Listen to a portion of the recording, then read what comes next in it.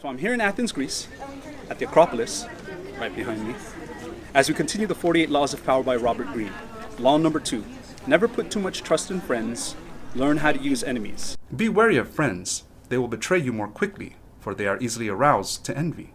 They also become spoiled and tyrannical. But hire a former enemy and he will be more loyal than a friend, because he has more to prove. In fact, you have more to fear from friends than from enemies. If you have no enemies, find a way to make them. This one's quite nefarious. He cites the story of Michael III, who was an emperor in the Byzantine Empire. Michael III appoints a counselor, a young guy, because they're both young, his best friend Basilius. Basilius, coming from a modest background now, tastes the finer things in life.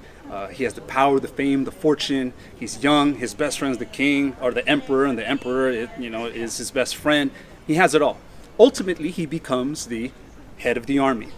With this, as you can see where this is all going, because citing law number 2, never put too much trust in friends, he is the reason why the emperor is assassinated. He has Michael III killed so that he can become emperor. As you'll see with future laws in this vlog series, I have some issues, but to a great degree, I agree with them. But in alignment with what Greene is saying, with friends you have to remember that they were with you when you were nothing, right? When you were nobody. So as you succeed and they see you prosper, resentment, envy, and all these wonderful human traits can overcome them. That's why you hear some people say, yeah, he's the top guy now, but before he used to want to be on my football team.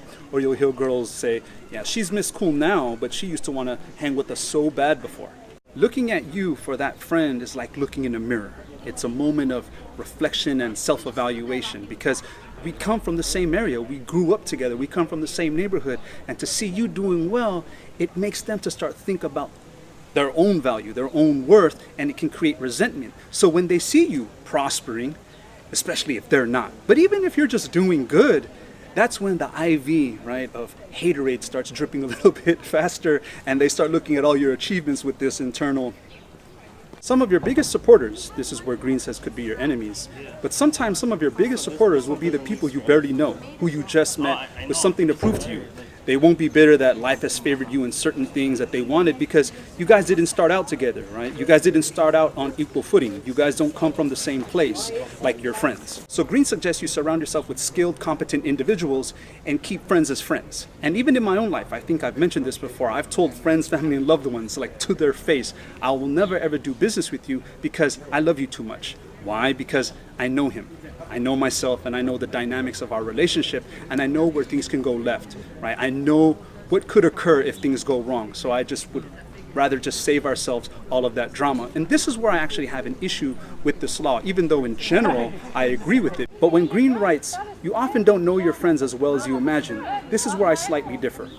If you're a student of life and look at the small things a person does, you'll see what he's capable of doing. Like I ask all people in conflict with another person, but did you see the signs of this in the beginning? And they all typically say, yeah, I did, but I just turned a blind eye to it. So to recap, law number 2, never put too much trust in friends, learn how to use enemies. And I'd add, take note of the small things people do because they can be the biggest indicators of what they can do when given the opportunity. Signing out from the Acropolis here in Athens, Greece, take care and be awesome. Peace.